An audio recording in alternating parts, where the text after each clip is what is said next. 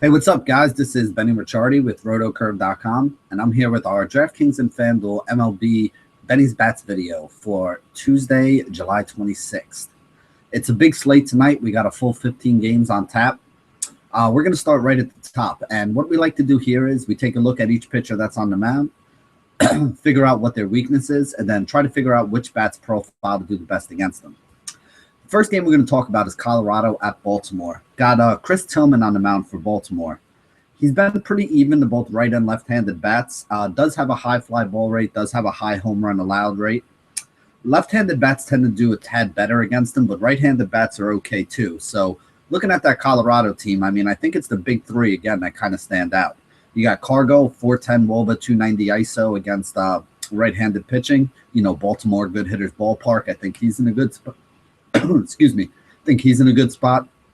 You got Nolan Arenado, 387 WOBA, 308 ISO. You know, righty on righty, absolutely smashes the ball. Tillman, you know, like I said, he's not bad against righties. So I think Arenado's still in a good spot here. And then Charlie Blackmon leading off, 361 WOBA, 181 ISO. If you're trying to get guys into your lineup, they're all expensive. So I think I look more.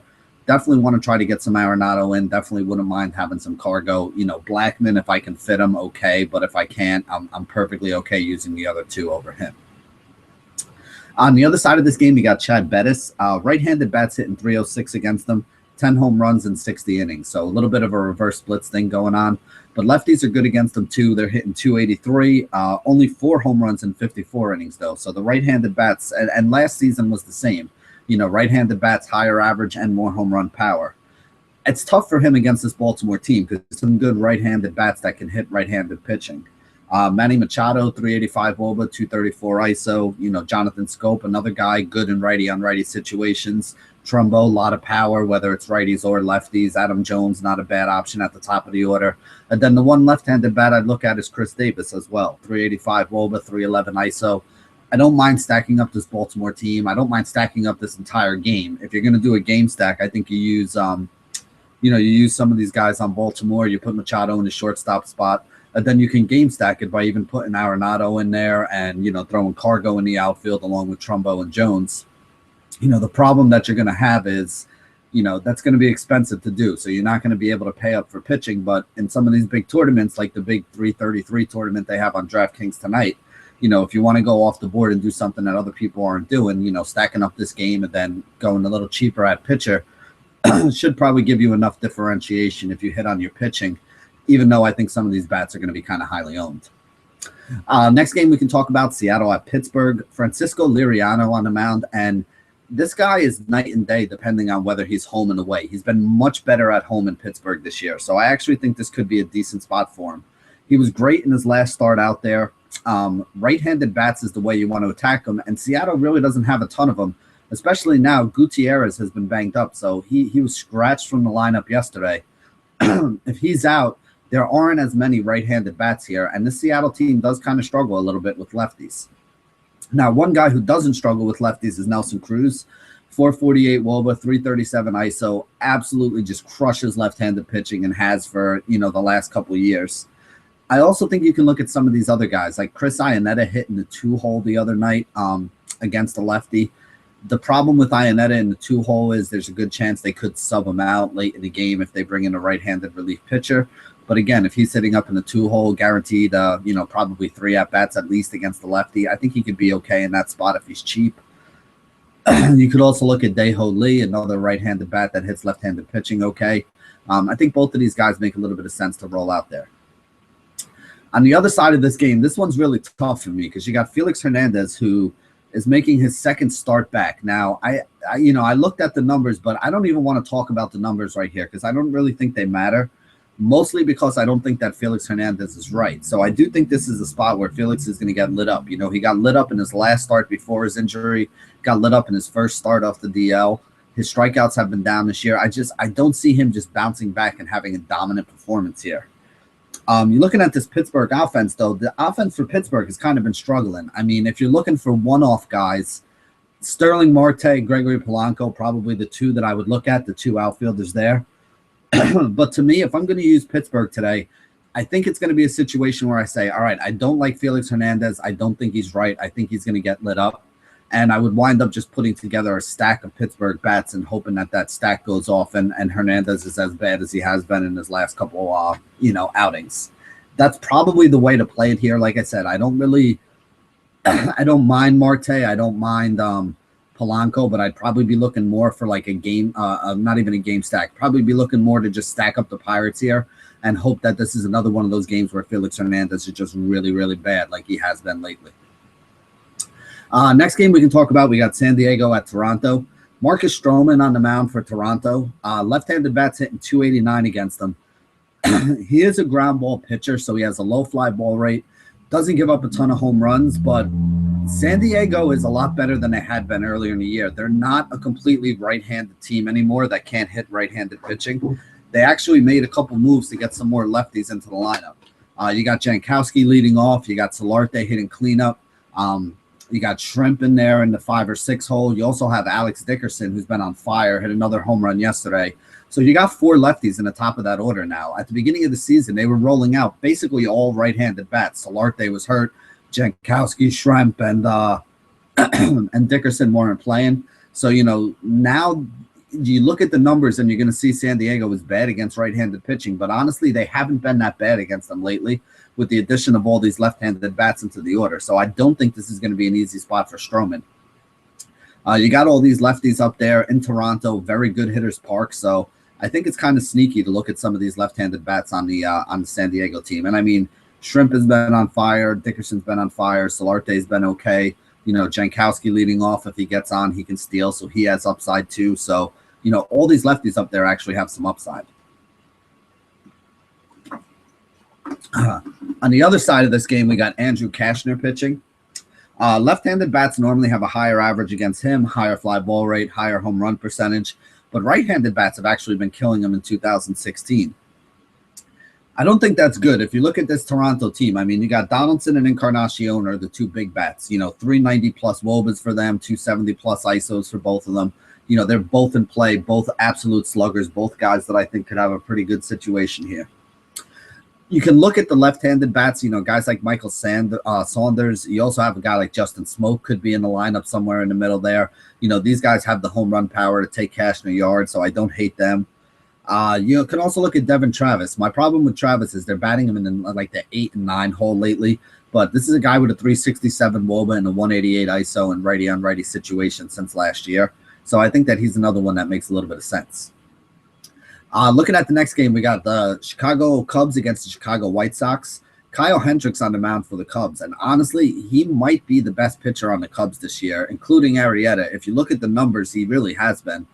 I was kind of shocked. 2.27 ERA for Hendricks, 1.04 whip. He's a guy with a high ground ball percentage, really tough on right-handed bats.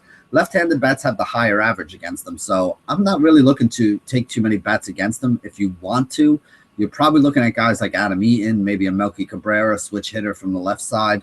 That's about it as far as left-handed bats go. I mean, Hendricks, I don't know if he's as good as the numbers that he's been putting up this year, but honestly, he's been really tough this year, and he hasn't really been getting lit up. So I don't think this is a place where I want to take a lot of bats against them. On the other side of this game, we got James Shields. Now, most people think James Shields is absolutely horrendous, and I mean, there's a case to be made that he is. But after that really horrible stretch that he had, he's put together 6 straight quality starts, like 1 or 2 runs, going 6 or 7 innings, limiting it to like 1, walker hit per inning and getting a couple strikeouts. So he's actually bounced back quite well. Now, do I think that matters today? No. The Chicago Cubs offense is, they're just top to bottom. They got a whole bunch of really good hitters in there. Left-handed bats have always been the way to go after Shields. He is a guy that has a high fly ball rate to both left and right-handed bats, which is also translated into a high home run rate. Not really the greatest thing for him in that ballpark there in Chicago. Chicago's not a bad ballpark for home run hitters. I think Anthony Rizzo's in a good spot against him. 400 wOBA, 277 ISO, 2 for 5 lifetime with 2 doubles. So he's somebody I want to look at. And then you can look at some of the right-handed bats. Guys like Bryan and Contreras have been on fire. Both of them have 377 WOBAs, identical 224 ISO scores. You know, Contreras especially, it still feels like he's too cheap. I mean, he has the same numbers as Brian, and you're able to get him for like $1,000 cheaper on most sites. And he's also catcher eligible on most sites as well. So I think that's a pretty good deal, pretty good situation I'd want to have some exposure to with Contreras there. Next game I want to talk about, we got Detroit at Boston. Stephen Wright is on the mound for Boston. Now, this guy has just been tough to hit for right and left-handed bats. You know, he throws the knuckleball. He also throws a four-seam fastball when he falls behind in the count and stuff. He's just a very, very good pitcher this year. You know, I mean, in DFS community, he's kind of hated on. He's not like a huge strikeout guy, but he gets enough strikeouts, and he can go deep into games because when you're throwing that knuckleball, your arm really doesn't get tired. I mean, it's been burning money to take bats against him all season long. So if you want to, I guess you can. I mean, Victor Martinez is a guy that normally hits knuckleballs well. But this Detroit team, you know, they seem like they've been in a good spot a lot recently, and they haven't really come through and produced for us. So I think I'm okay kind of staying away from them. I don't know if I'm going to use Wright or not because he is a little bit expensive. But he is a very good contrarian play in tournaments because the guy's been very good this year, and for some reason, he always goes low-owned. On the other side of this game, we got Mike Pelfrey. Mike Pelfrey is not a good pitcher, but he has given up only 1 run or less in 4 of his last 6 starts. So I've been stacking against him a lot. It's worked out once or twice, but it's also kind of burned me a few times. Left and right-handed bats are hitting over 300 against him. The problem is he's a ground ball pitcher, very low fly ball rate, doesn't give up a lot of home runs, but he does walk a lot of guys. So he does let a lot of base runners get on, which, you know, can come back and bite you and haunt you in the end. So I do think that, you know, you can roll out some Mike Pelfrey here, but I mean, you could roll out some bats against Pelfrey here, but, you know, I also am a little bit concerned. I think that the bats against Pelfrey today, these Boston bats are going to be incredibly highly owned.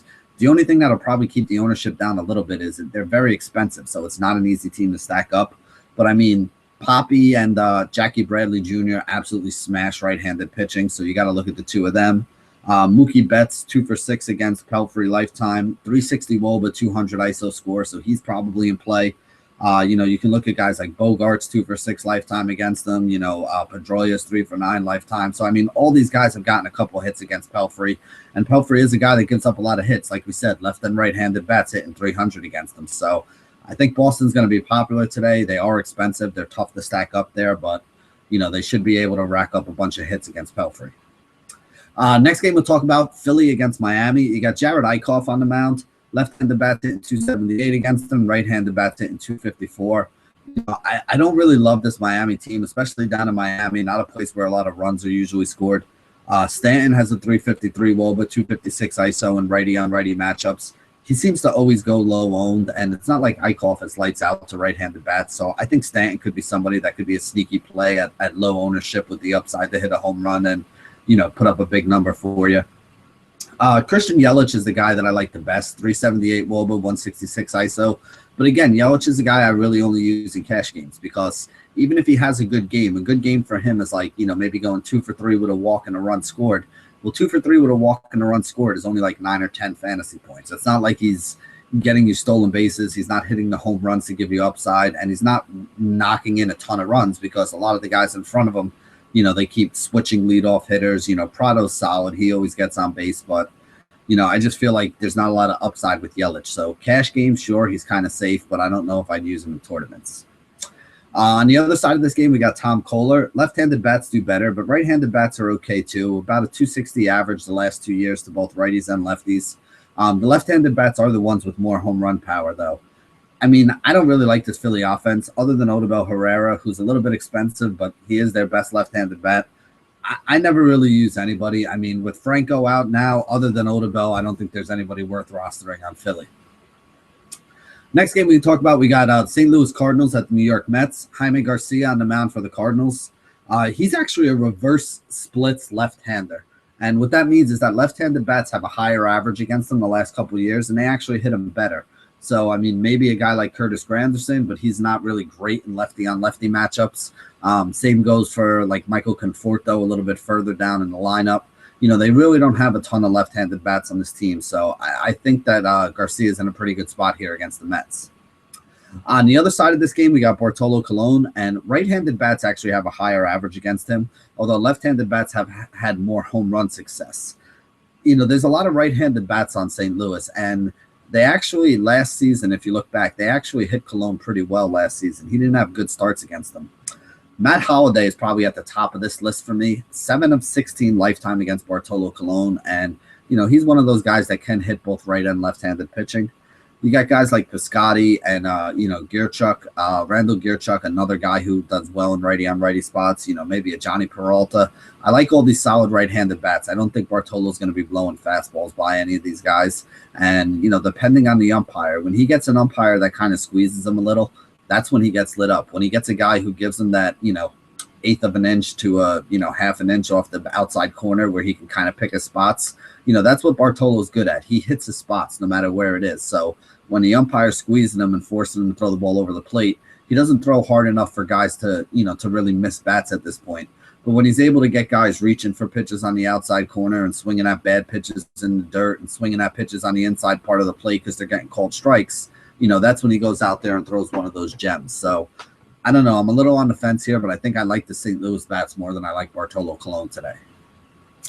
The next game is Washington at Cleveland. You got Danny Salazar on the mound for Cleveland. And, I love this guy. He's been awesome this year.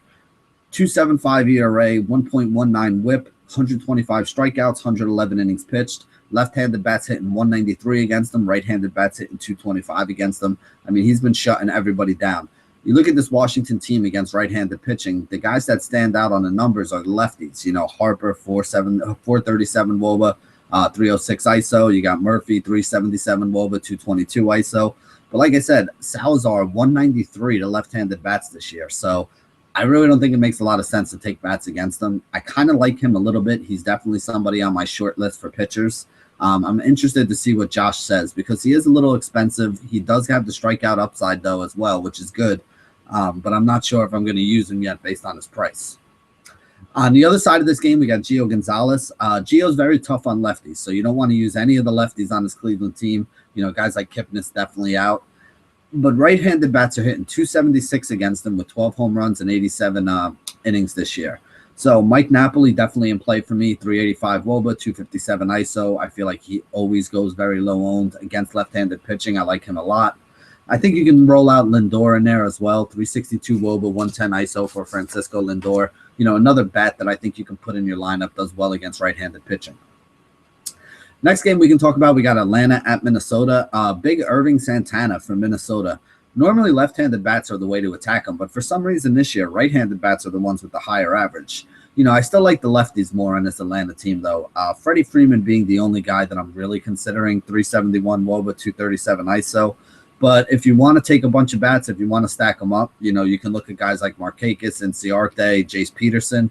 All these guys should be up towards the top of the lineup. So, if you're playing on DraftKings or FanDuel and you want like 4 or 5 left-handed bats to throw at Santana, I have no problem taking the top of the Braves order and just throwing like those 4 or 5 guys at him. The other side of this game, we got Lucas Harrell, reverse pitcher, right-handed bats, higher average, more home runs against them. I think that makes a guy like Miguel Sanu in a pretty interesting spot. He's very good in righty-on-righty matchups, 364 WOBA, 238 ISO since he got called up to the majors last season. He's probably my favorite bat. The only other one I've kind of been looking at, Max Kepler has been really hot lately. Left-handed bat, hits right-handed pitching well. So he would be the other guy I'm kind of looking at. I'm hoping that the two of them are like back-to-back in the order somehow. If the two of them are like 3 and 4 or maybe 2 and 3 in the order, I wouldn't mind putting the two of them together as like a mini stack, even in my cash games. New York Yankees going up against the Houston Astros. You got CC Sabathia on the mound. Now, CC was doing pretty well, but he now has 6 straight starts where he's given up 4 or more runs. Right-handed bats the way you want to attack them. They have a higher average, higher home run percentage. And, Houston has a lot of right-handed bats that are pretty good. The two guys that stand out the most to me, I really want some Jose Altuve exposure. 427 WOBA, 191 ISO for him. He has been absolutely on fire. He's got the home run upside. He's been getting multiple hits for you. He can steal bases. Just so many ways that this guy can put up fantasy points. Also really like Springer, George Springer leading off, 408 WOBA, 265 ISO for him. Just a really, really solid hitter, and he hits left-handed pitching incredibly well. He's at the top of that order, so he gets the max number of at-bats. And, like we said, CC struggles with right-handed bats, so this Houston team is not a good matchup for him. You can keep looking, too. You got guys like Correa. You got guys like Evan Gattis. You got guys like Marvin Gonzalez. Bregman, the, big shortstop prospect that they just brought up. This kid, I know he didn't score any points yesterday, so hopefully that keeps people off him. But this is a kid who's supposed to be just an absolute amazing bat and, somebody that you're going to want to use, down the road for years to come. Now, the other side of this game, we got Doug Fister. And this is an interesting matchup for me. Normally, I'm not on the Yankees. Even with me being a Yankee fan, that offense just hasn't been that good this year. But Fister really, really struggles with left-handed bats. And the Yankees got a lot of left-handed bats. They're going to throw Ellsbury and Gardner at the top of the order. They're going to throw Beltran, the switch hitter, who's probably my favorite guy in this game. 356 WOBA for him, 211 ISO against right-handed pitching. He's hitting over 300 on the year, over 20 home runs, just having an amazing season right now. You also have guys like maybe a Brian McCann, the catcher. He's in somebody else that's in play. I guess you can look at Teixeira. I'm not going to, but if you want to, like I said, more power to you. I'm not going to knock anybody for doing it. Next game we can talk about is Oakland at Texas. You got Sonny Gray on the mound for Oakland, and this is honestly not his best season by any stretch of the imagination. In his last 4 games, he's got an average of 6 innings, giving up 7 hits, 2 walks, and about 4.5 runs. So that's definitely not good. He's never been a huge strikeout guy. So as far as taking him on the mound, even with a cheap price, I don't think he's somebody that's in play. Right-handed bats this year are hitting 290 against them. Left-handers are hitting 276. He does have a low fly ball rate, though. He gets a lot of ground balls, which normally used to help him out. But this year, a lot of those ground balls are turning into hits. Texas really doesn't have great numbers against right-handed pitching. I mean, Nomar Mazara is a 356 WOBA, 175 ISO guy. And just based on the numbers, he's actually the top bat on the Texas team. You could also look at a guy like Profar, who, has a little bit higher WOBA at 364, a little bit lower ISO at 165.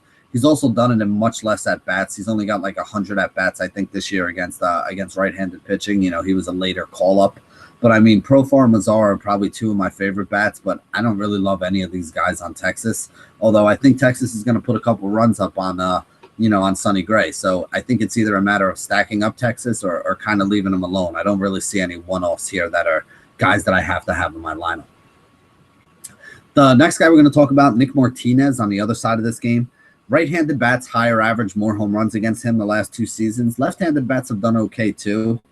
You're looking at this Oakland team. I like Danny Valencia. I wouldn't mind having some of him. Wouldn't mind having some of Chris Davis. Both of those guys, 350 WOBAs and righty on righty matchups. Davis, obviously, the one with a little more power upside. You also got Josh Reddick, 369 WOBA, 189 ISO for him. I like Reddick a lot. He's another guy, hits right-handed pitching really well. So he's somebody else I think I have some exposure to. If you're going to stack them up, I like those 3 guys there. Then maybe you add like a Jed Lowry on the front or a Stephen Vogt on the back or something like that. Next game we can talk about, Arizona against Milwaukee. I really like this game for fantasy.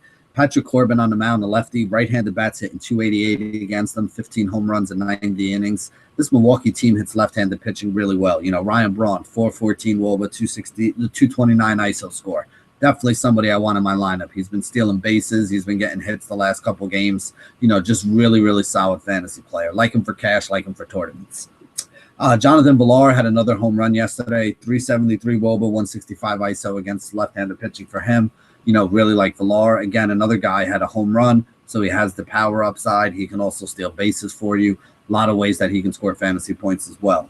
And then I actually really like this Milwaukee team against lefties because they have 5 guys that are easy to stack right up at the top of the order. They're never usually incredibly expensive overall, and you can usually put them together and still round out a pretty nice team around them. So I definitely think I'm going to have a stack of Milwaukee tonight.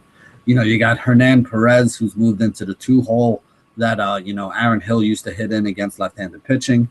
You got Chris Carter, the first baseman, does well against lefties, big right-handed power bat. Jonathan Lucroy takes care of the catcher spot for you. Another good right-handed hitter that, hits left-handed pitching well. So I think you can stack those 5 guys up. I do like the Brewers a lot today. And they always tend to go low-owned, which is a good thing. So they've been producing against left-handed pitching. Excuse me. They've been producing against left-handed pitching at low ownership, and they're pretty cheap. So you put all that stuff together, they're definitely a stack that I like. On the other side of this game, I think you can stack up the Diamondbacks as well because Matt Garza just not a good pitcher. Giving up 4 or more runs in each of his last 5 games. The last 2 years, both right and left-handed batters are hitting over 300 against them.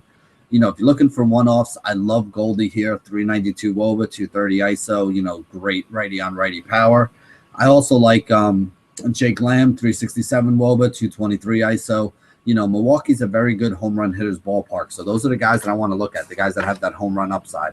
If you want to go down further, you can get like a Yasmani Tomas pretty cheap. He's somebody that has some home run upside. But those are the guys that I'd look at. If you're looking at guys in Arizona, I think you do want guys that have that home run power. Next game we can talk about, Los Angeles Angels against Kansas City Royals. You got Dylan G. Last 2 years, left-handed bats hitting over 300 against them. Right-handed bats hitting 270, high fly ball rate. So he's definitely somebody I think you can try to pick on. Mike Trout, no-brainer, 413 WOBA, 279 ISO. If you can afford him, he should be in your lineup. If you can't afford him, if you're making multiple lineups, you got to at least find a way to afford him in 1 or 2 of them because, this is a guy that has, 24, 25 points. He can do that in 2 at-bats without a big deal, and we've seen him do it a bunch of times this season already. Home run upside, stolen base upside. He can get some hits. He can score some runs. He can knock in some RBIs. I mean, everything that you're really looking for is, stuff that Trout can do. Now, outside of Trout, the lineup gets pretty weak. Pujols has been playing pretty well lately. He does well in righty-on-righty situations, does have a lot of power in righty-on-righty spots, so Pujols could be in play. I think he had a couple RBIs, couple runs scored last night, so he had a pretty decent game. Cole Calhoun, maybe, if you want to look at it. Like we said, G struggles more actually with the lefties. Calhoun pretty much the only lefty up there towards the top of the order. So, Trout, Pujols, Calhoun, kind of the guys that I have on my short list. On the other side of this game, it's tough. You got Tyler Skaggs coming back. Now, this is his first start in the major leagues in over 2 years. He was one of those Tommy John guys, had an elbow problem, got the surgery, did the rehab. Has been pitching well in his minor league starts, but I don't really know how well that's going to transfer. Maybe it does, maybe it doesn't. Kansas City's actually been struggling a little bit with right-handed pitching lately. Hosmer, Morales, probably the 2 guys you're looking at, and they both play the same position, so you got to kind of choose. I think I like Hosmer a little more than Morales here today. I don't think either one of them is going to be very highly owned, so I don't think you really have to worry about that if you're looking to use either one of them. I think it's more of a matter of which one you like and which price fits better into your lineup. And for me, I think Hosmer's the guy that I would prefer if everything was was equal. If we were considering everything on equal footing, Hosmer would probably be the bat I prefer over Morales. Next game, Tampa Bay at the LA Dodgers. Now, this is another tough one. You got Chris Archer on the mound. Right and left-handed bats hitting about 250-ish against them this year. He does walk a lot of guys. And, I talk about it all the time when Archer starts.